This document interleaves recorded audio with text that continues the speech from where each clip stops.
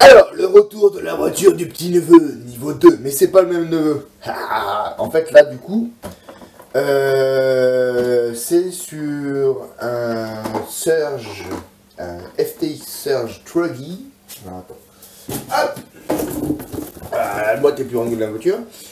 En général, c'est ce qui se passe. Donc, voilà, ça, c'était ce qu'on avait acheté pour le neveu il y a un an. 4x4. Slash roof, brushless, par contre Elion, donc ça marche pas trop mal. Le seul souci c'est que du coup ça devait être un 4 roues motrices et qu'il est peu que 2 roues motrices. Donc on va essayer de trouver ce qui ne va pas. Bon, a priori c'est un problème de connexion, on va déjà regarder ça, un problème de connexion, je pense du cardan, d'un autre cardan sur le moteur. Donc on va essayer de démonter le bazar. Mais bon, moi ce qui m'avait attiré, juste voilà, comme tant qu'on y est, bah déjà c'est la gueule. Un bon petit truc comme ça, c'est sympa, il est vraiment super sympa. L'architecture en poutre, hyper rigide. Alors là par contre, là ça bouge pas, ça se tord pas, c'est rien du tout. L'amortissement, qui franchement est pour un petit bidule comme ça, quand même vraiment pas mal, moi je trouve. La seule chose qu'on pourrait regretter, c'est cette connerie de débitité. C'est du Elion. Mais alors, vas-y, on va remplacer ça, vous trouvez ça ailleurs. Parce qu'en fait, comme ça, châssis poutre. Un châssis poutre. Alors, le châssis poutre. Ça aussi, vous avez long,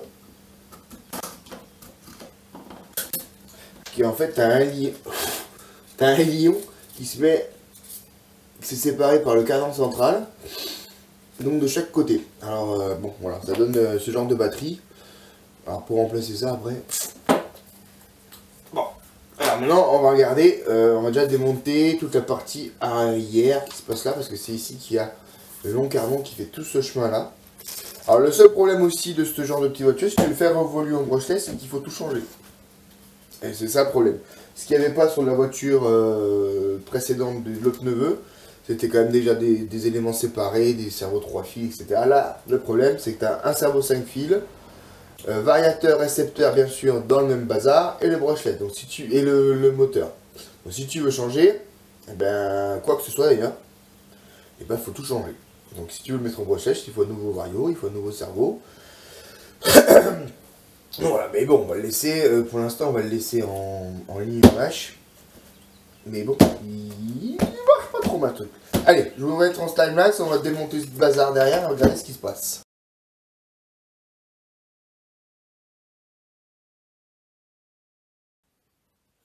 Eh ben, on a trouvé, on a trouvé, hein. Donc, alors, reproche aussi de ce petit machin, c'est quand même supposé être pour des débutants, et pour, en termes d'accessibilité, je vous l'ai dit, hein, on a l'avantage de ses inconvénients quand même.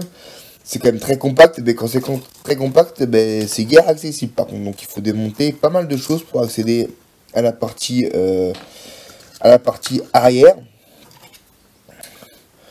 Donc voilà, pour les enfants qui sont pas très adroits ou c'est quand même pas le top. Après bon voilà. Là c'est aussi un sport mécanique. Donc du coup. Ce qui se passe tout simplement, hein, c'est qu'il y a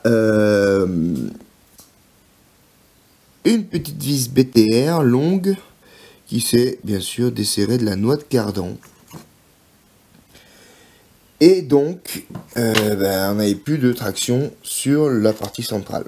Donc je vais essayer de retrouver ça. Donc du coup, au lieu de prendre cette pièce spécifique encore qui va coûter un bras, on va juste rajouter un bon frein filet avec une BTR classique. En plus, comme il y a le petit trou sur l'axe, ça va bien rentrer dedans. Donc, on va remonter tout ça et on va ça fonctionner. Surtout frein filet, hein, parce que ça a petite tendance à se barrer ces petites choses-là.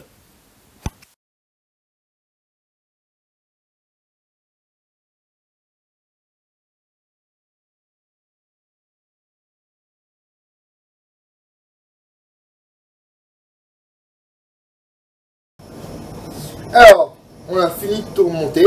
On a installé une batterie et puis on va voir si les 4 roues fonctionnent.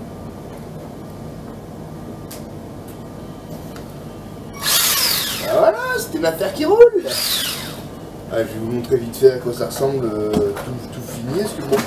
Voilà.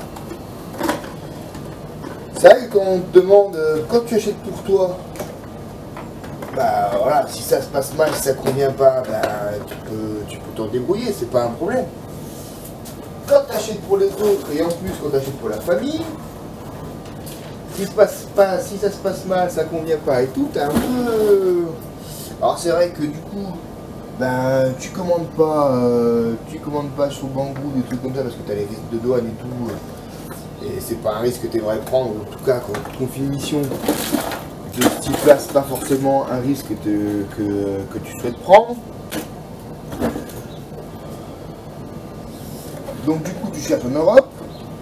En Europe, des petits machins pas trop chers, bah il y en a, mais effectivement voilà, c'est toujours à une centaine d'euros, alors que tu les topes peut-être à 70 et quelques dollars sur Banggood, donc c'est toujours un peu délicat quand même ce genre de choses.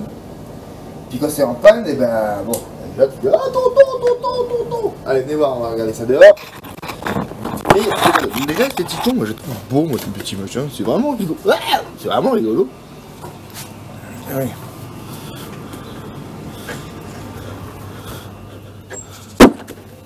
Allez, on est parti.